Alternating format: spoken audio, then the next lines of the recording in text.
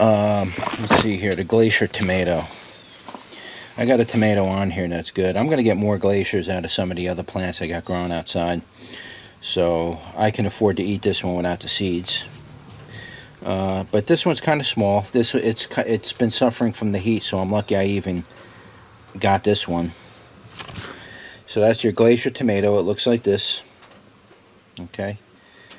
They get bigger than this too. This one happened to be small because the plant is small. It's just the heat damage really did a number on my tomato plants this year. You can see they're kind of coming back a little bit. Some of the darker green colors are starting to come out a little bit, but the blight is now, or the white mold and gray mold, along with blight, is starting to take its foothold. So now it's taking its share of it's taking its turn on devastating these plants. So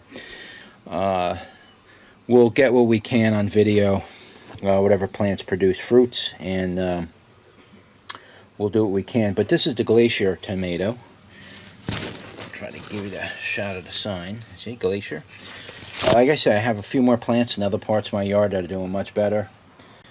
We'll wait till those fruits come out to give you a better view of what the fruit will look like. But for now, this is all I got on this now. It's a little one, but I'm going to take a bite of this one and we're going to see what it tastes like. Oh, there's a potato leaf, by the way, the Glacier tomato.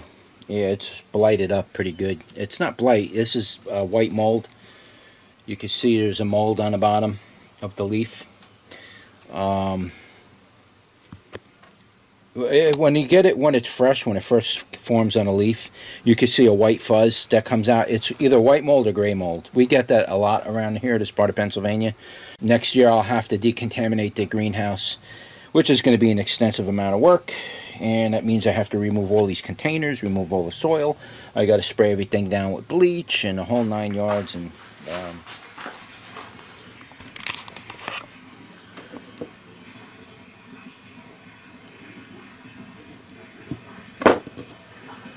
so you can see what it looks like on the inside. Okay, so that's what it looks like. These are not ripe seeds. This tomato is like force ripened from the heat. This is totally unripe. I can tell you that just by looking at the seeds. Totally unripe. So let me do a taste test.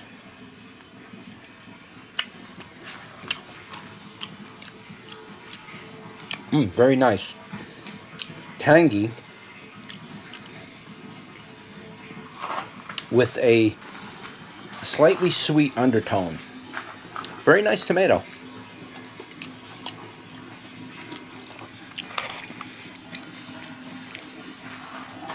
It definitely has a tangy flavor to it. So this isn't one of those tomatoes that are totally sweet, but it's pretty nice. I like it. Here, I'll show you my outdoor tomato.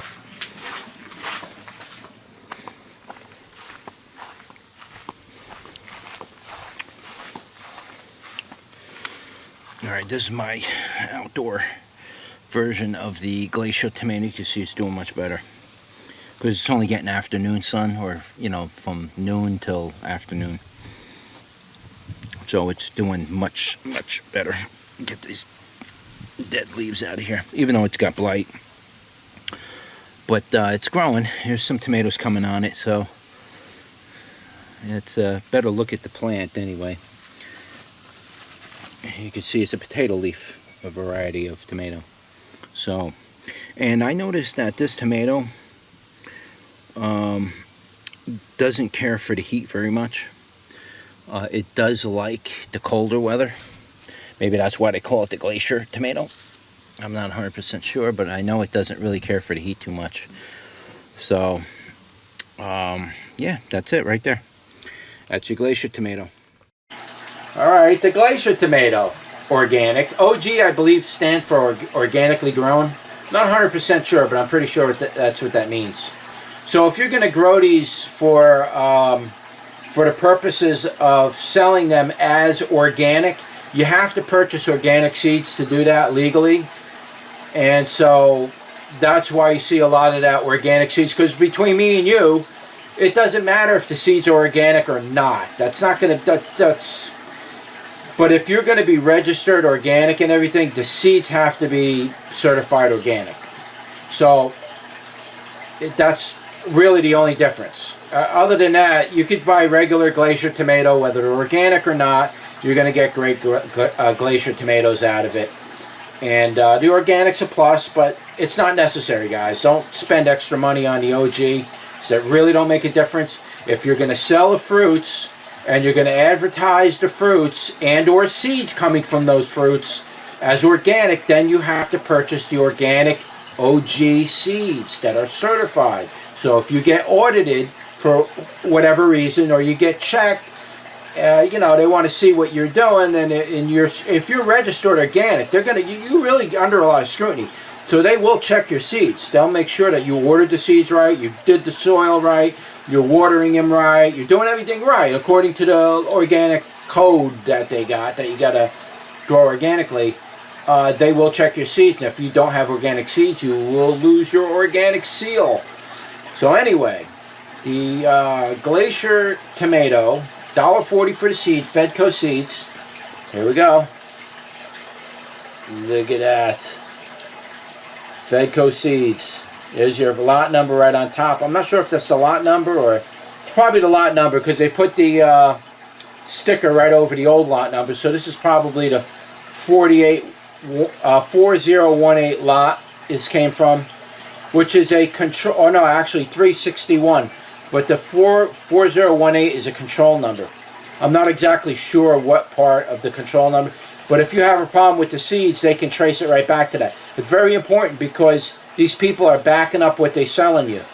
And that's very important that they can trace the seeds back. So here's the details. Packed for 2015. We're in 2016. They're still growing. That's the back, nothing on the back. It's all right here. Alright, $1.40 for the seeds. And you can see the images on there. They're not real big tomatoes. See, I don't know how big they're supposed to get, but like you see in this guy's hand over here, that's alright. You know, they're bigger than what I got, but this is probably what you should expect. Like a, you know, a medium-sized tomato. Not cherry, not grape, and not beefsteak, but you got that little slicing-sized tomato in there. So that's what you should be expecting. So my tomatoes coming out off my vine are about the right size for what they should be, considering the conditions too that they're suffering. So alright, so here's your details. Blah blah blah blah. I just threw in some of the extra stuff there, early blight and all that other stuff you can read about. The top paragraph's really mostly all about the Glacier tomato, and then usually everything down below that, from like here down, that's all like extra stuff, you know, I put in there just for myself, you know, so I can, as I'm reading it, you know, I know what to look for. But yeah, alright, so the Glacier tomato, organic, Fedco seeds.